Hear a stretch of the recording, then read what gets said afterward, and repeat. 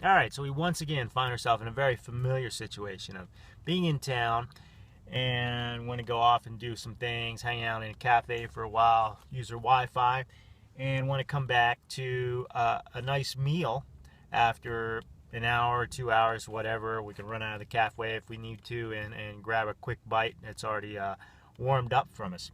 So we've already done a video of a quick view of that situation where we just took one of these reflectors, windshield reflectors, and propped it up in there. Just a quick hack, and you know, it's a limited amount that it can heat up when it's just kind of, it's not really like optimized in any kind of way at all. It's just kind of stuffed in there, right?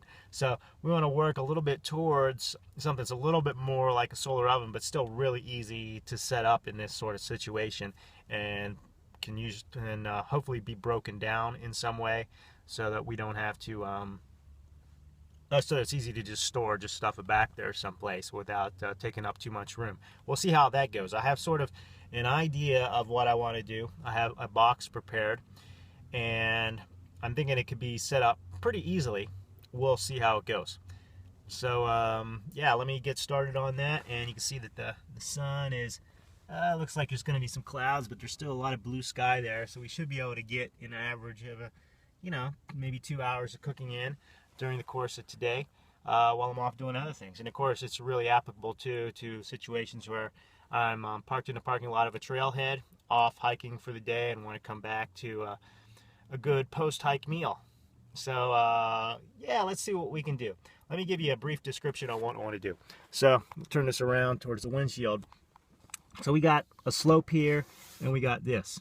So what we could do is set up a triangular shaped solar oven, and the sun is basically going to come straight through. And this is it's not an uncommon design for a solar oven, though not specifically. It's not that common to see anybody do it specifically for a windshield. Now, I've done this before, and it's been really helpful. And so I'm going to upgrade it this time and give it a little bit more insulation. So we're basically going to have, you know, a situation with a box that's triangular, and it's really easy to make. The only question is how I'm going to do it specifically in this case. So I'll show you right now what my idea is. So here is the really simple idea. Just take a box like this, right? And then from the side, we're just going to cut a triangle out of it like that. And then what I'm going to do for reinforcement, so now we got our triangle, we take the top triangle, flip it upside down, and set it inside for extra reinforcement. So we'll just do that step right now. Shouldn't take very long at all. Box cutter, line that up.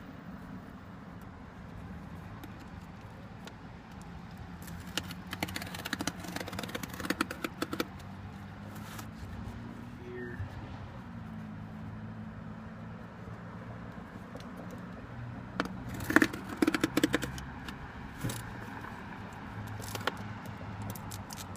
Tape it through.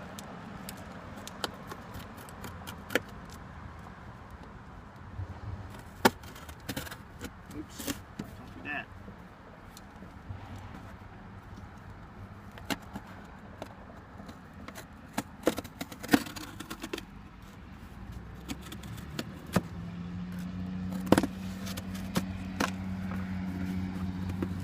So the other side, and we just got to cut a line off the bottom and the top. Oh, and make sure I'm going in the same direction, and I can kind of look through there and see which direction that line is going through, so I don't make a silly mistake.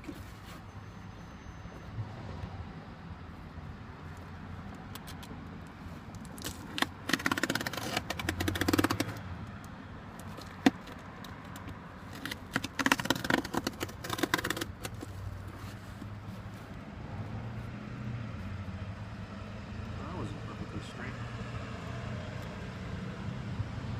It's far from perfectly straight.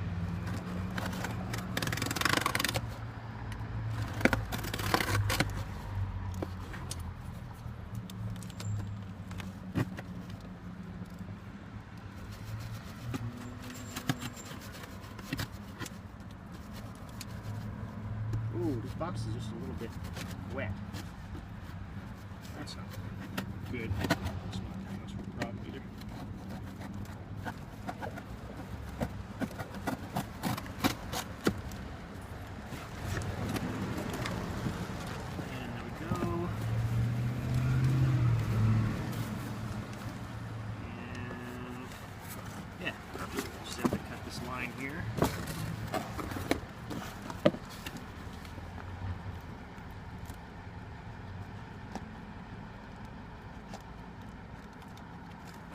get some scissors. It's a little wet. I want me to do it with scissors.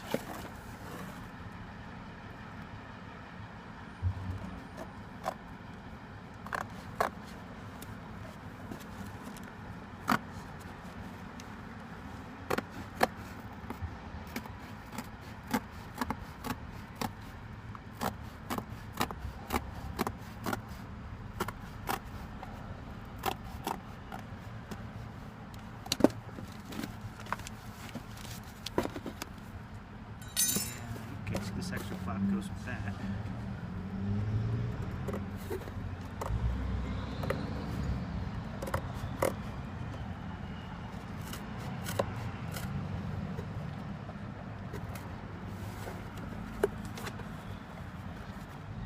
I might consider folding it down, but I'm not going to do that.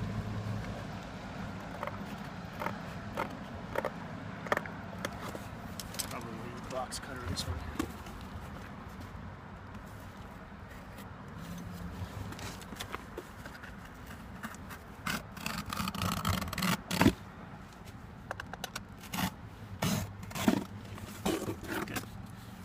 Bottom half, and then this will be like our stuffing.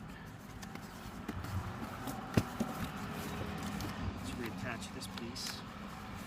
In the meantime, let's stick it in there like this.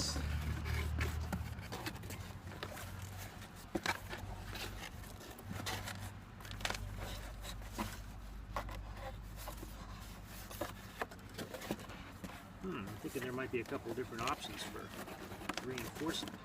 Let's try this. Does that work? No, that doesn't work. Let's do that. So let's do inside.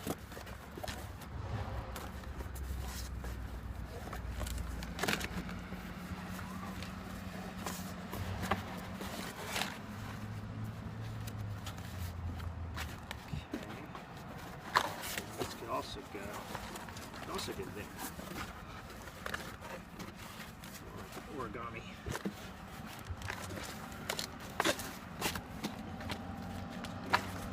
We'll just put that back on there. And now we have a reinforced box. It's going to reinforce in the back, reinforce in the front. I mean along the sides. So this will be much better than the one that I was using before. Now all we've got to do is line it with foil. Let's see, I'll stick this on there a little better first.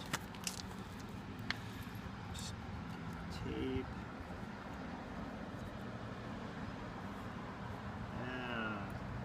Sometimes the hardest part of your project is figuring out where the end of your tape is.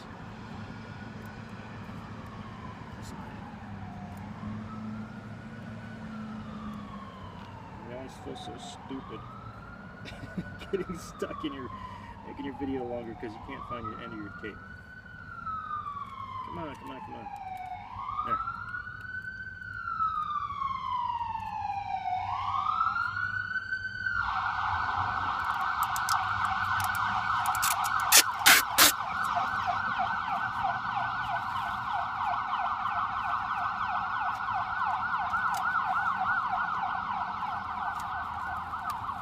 Okay, I'm not going to take the whole box up because I want to be able to just break it all down really easily. So I'm going to keep it as simple as I can.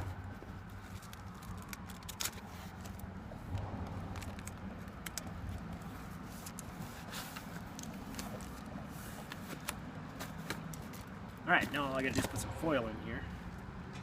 And it means I have to go get it. Alright, so I got the foil. And it should be a fairly straightforward process. Actually, let's see, the part that won't be terribly straightforward. The fact that I got to set this aside for now.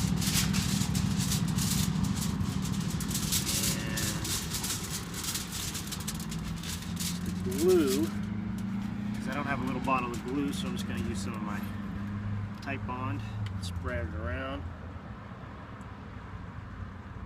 That down first and then cut the foil out, stick it where it needs to go. Yeah, that'll be alright.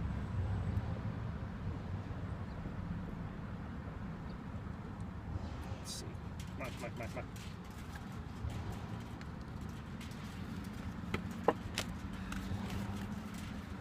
Spreader from an old box. Doesn't need to be exact in any way at all.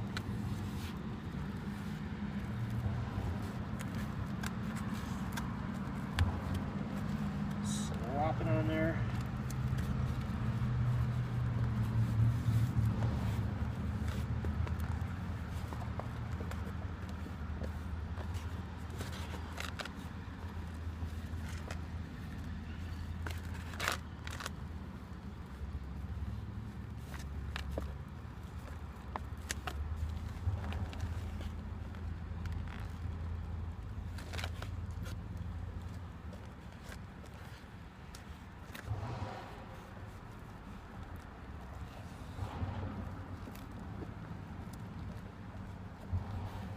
Sides.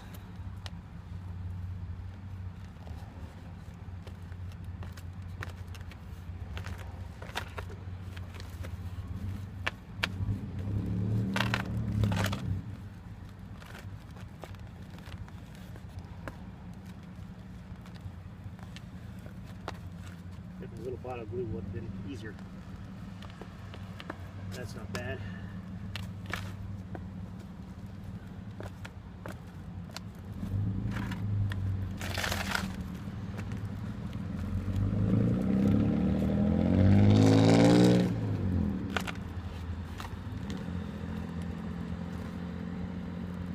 Totally good enough.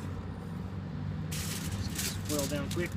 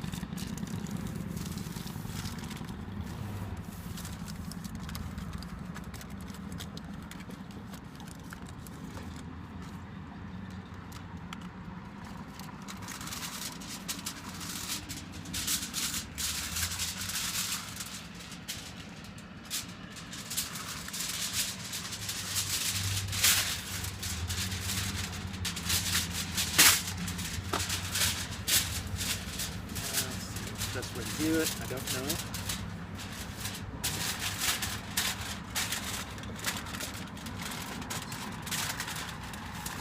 There.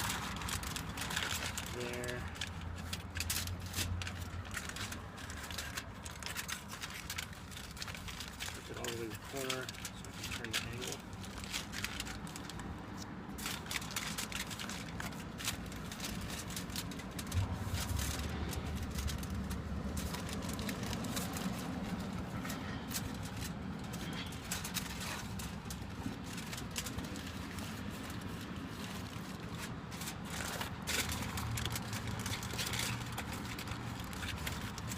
I'm going to flip these over. I'm not going to, actually, here's what I want to do. I'm going to tuck them down inside here.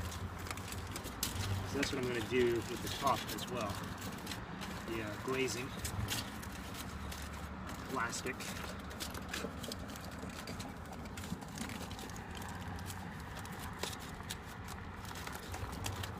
And looks like I just need a few other pieces.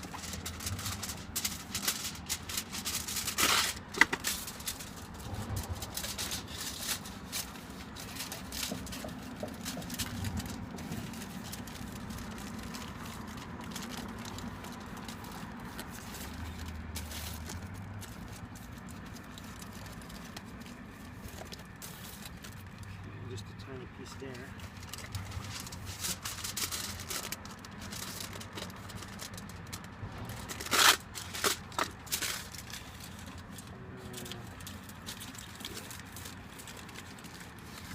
Too concerned about that. Just get it on there. See if it works. Okay. So now we need to put this on. We got our oven bags. Turkey size oven bag. Just gonna need one. Now if it's possible, if your box is small enough, you can put the entire box inside here. I'm gonna guess that's not the case for this. It's a little too big. It's almost exactly the right size though. So just set it right inside here.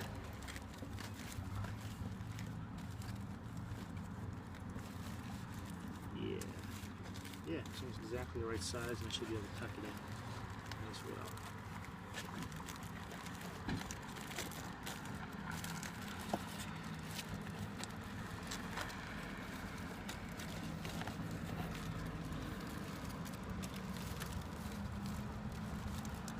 So we got to put our food item in there.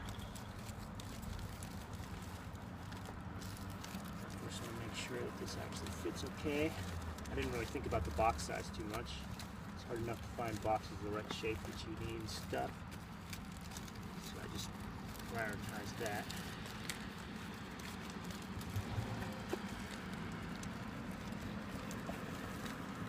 Alright, I think that will work very, very well.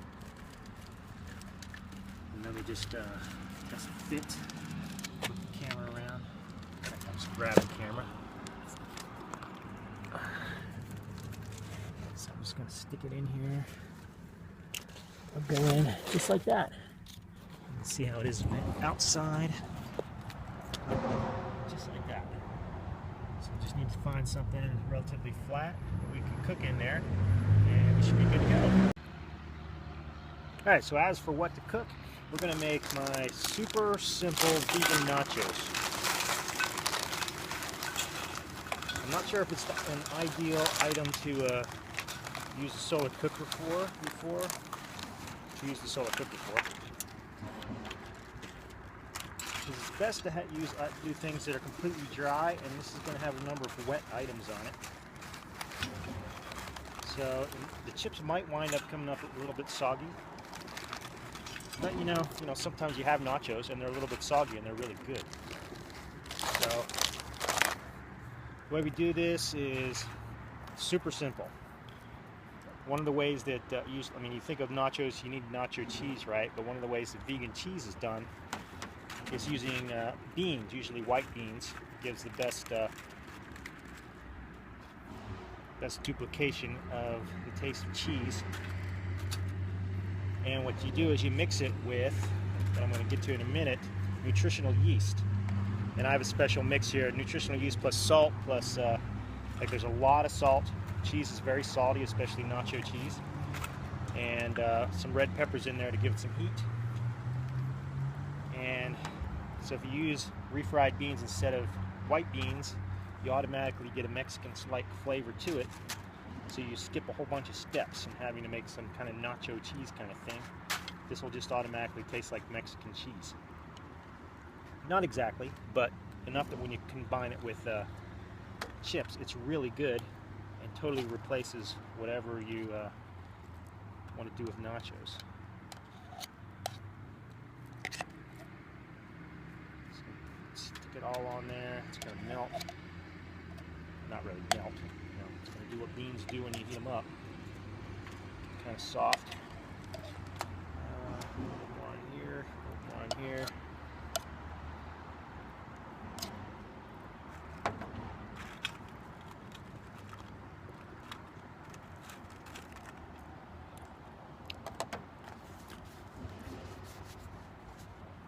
Lots and lots of this. Basically, nutritional yeast tastes like cheese. It's very cheesy. If you want to taste exactly like cheese, add more salt, because the cheese is very salty. I think that's one of the steps that a lot of people miss when they use nutritional yeast. It's kind of weird to have a sort of isolated cheesy taste.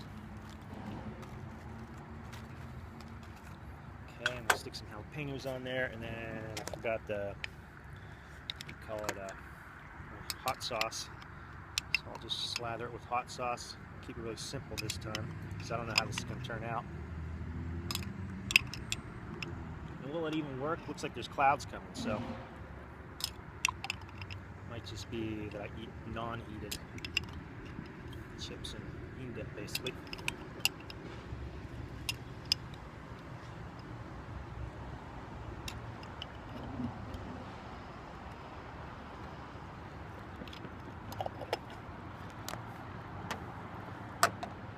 Alright, so we'll slather with hot sauce and we'll stick it in there. Okay, gonna stick it in the oven.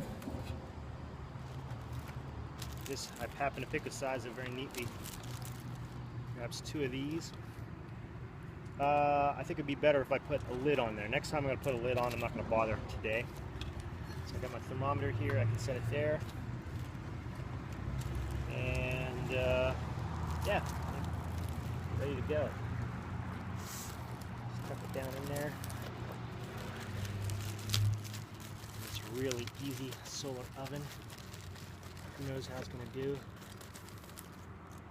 I guess it's going to retain too much moisture in here.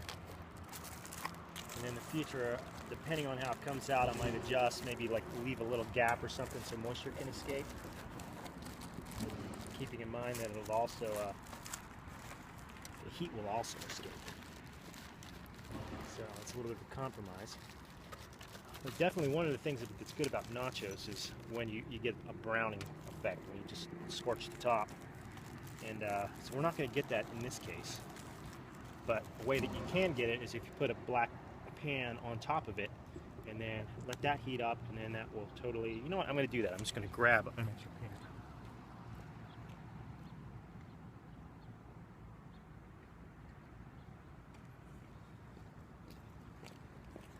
Grab an extra pan. I'm just going to stick it on top of each one of these and see what the difference is. That would make a really good experiment. And we'll see if this even works, because the clouds, there's so many, suddenly so many clouds.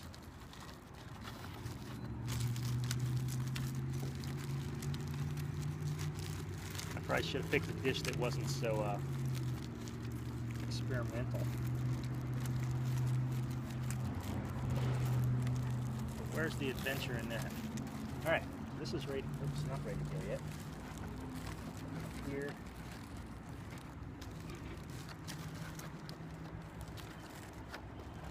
And I like the fact that it does, like, it sits in there really well. So let's prop it up in there. And I'll have to adjust the camera in a moment.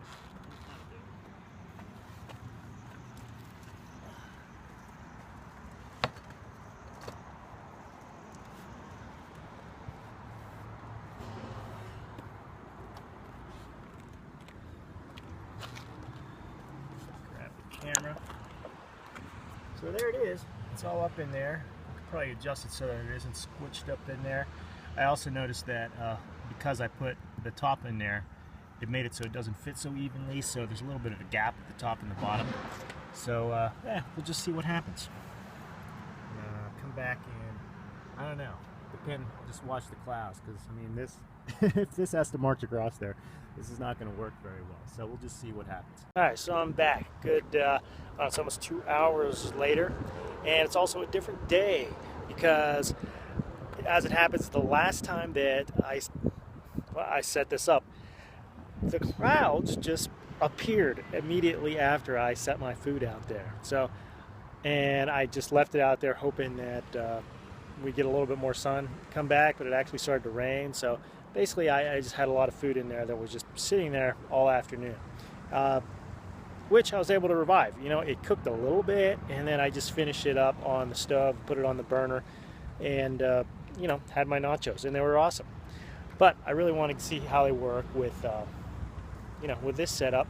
So I arranged the same meal, same setup on an actual like sunny day, and I'm real eager to see how they're turning out. So as I can see here, I've come back, and what I can see is that it looks like they've been running probably about 150 degrees. So this oven, you can see that there's a lot of moisture around here. So this is you know, it's a good sign that something's been happening. And I'm going to guess that even though this says 150 degrees, it's probably been a lot hotter in there.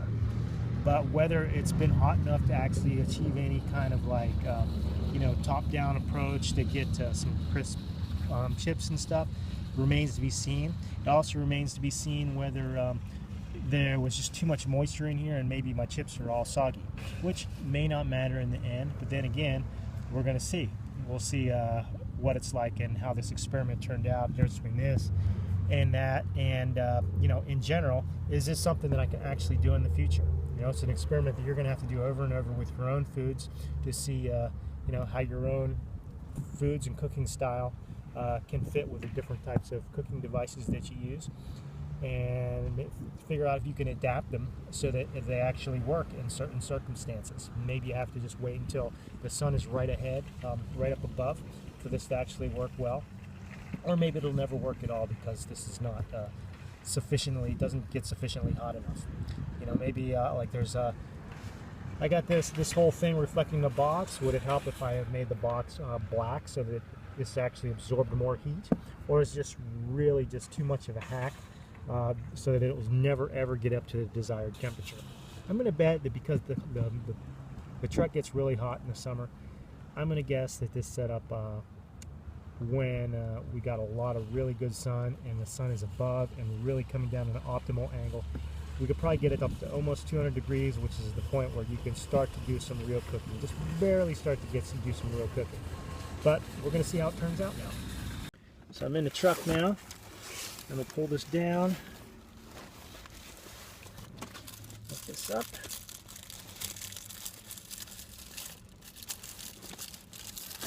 Why is it so stuck? Something going on here? Let's pull it this way. Alright. Let's first test this. Got it. So it looks like the beans are definitely cooked and they're hot. So that's a good sign. Let's see how the chips are. The chips are a little soggy.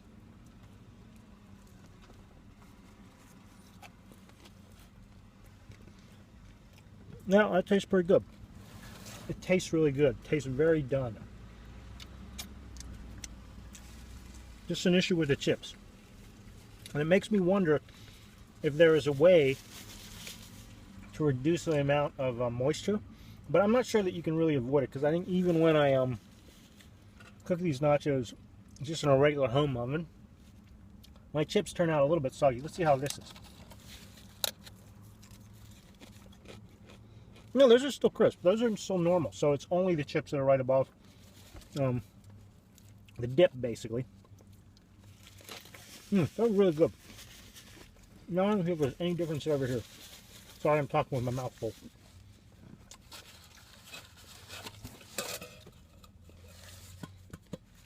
Whoa, look at that steam coming off of there.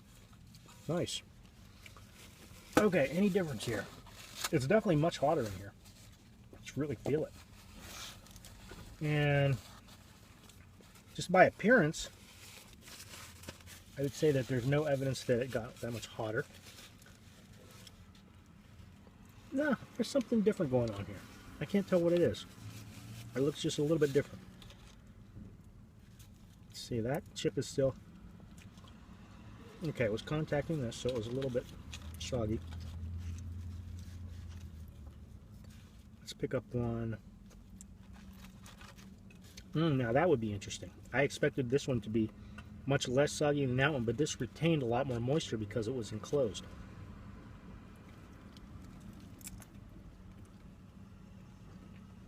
Very interesting. Okay, so this, no browning effect at all. The beans cooked a lot more, way more cooked, but the chips are way more soggy. So I think leaving it open actually turned out better for this purpose. Because these chips are so soggy that they're just not chips anymore. And that was unexpected. I really didn't expect that. Yeah. Okay, let's go back to the other. Let's find one that's likely to be very soggy.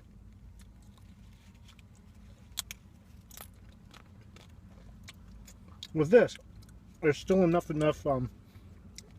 crisp left in the chip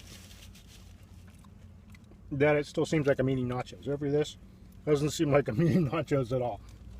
Even though these chips are still good, I can still use it as a dip, and it's a really good dip. It was really, really good. The stuff that where the beans have been sitting on it, now not good.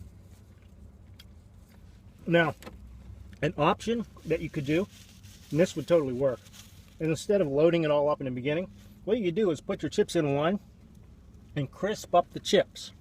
And then in the other one, that's where you put all your other stuff. So then at the end of the process, you take this other stuff and put it on there. And then maybe you could leave it in the oven after it's started preheated and so just leave it in there for a little bit, long enough that it doesn't get soggy. But I don't know, does it need to mingle or anything? Yeah, probably not. You'll just need crisp chips. Yeah, you probably do want it. You want it to mingle a little bit, smother itself, stick to the chips. So that's true of a lot of the solar oven recipes that I've seen. It's like, for instance, let me give you an example of pasta. Pasta is generally not something you're going to try to cook for, leave it outside for an hour. It's just going to get soggy. But what you can do is you can heat up the chips, get the other thing heated up, and not in this stove, by the way. You need a much hotter stove to get that boils water, obviously. But you can boil water very easily, much more easily in a flat pan where you're covering more surface area. So when this heats up, then the whole thing will heat up pretty much evenly rather than a big tall pot, right? So you can use this to boil the water. You put your noodles in the other one, and then at some point, after the water is boiling, then you come out, put your hot noodles into it, and just leave it for as long as it's going to take to cook. And if the water's already boiling, and if it's hot enough to keep it boiling, and we're talking about a hot solar oven, then it'll basically cook like normal, right? So you think of it the same way. When you're going to have your hot chips here, and maybe if you can get hot enough, then you can make it brown a little bit. And in the other one, this is where you do your dips and stuff. So it'll be like chips and dip, but if you combine them, then it'll be a little bit more like nachos or something like that. And play around with your dips, your cheeses, maybe have a couple different bowls going on there at the same time. So if you rethink the way that you'd normally do it, then you can achieve something that more closely approximate what it is that you want to do. All in all, though, I would say even though this one is basically a failure, we still have usable dip that I can eat with the chips, and it's really good. So I'm generally kind of happy with it. I mean, not perfect, but so many of your experiments with your do-it-yourself equipment is not going to be perfect. And a lot of it is going to totally fail and not do what you expected it to do. This would, I would say, maybe like 70%. And I'm happy. I would do this again and just keep on modifying and see if I could get it more correct.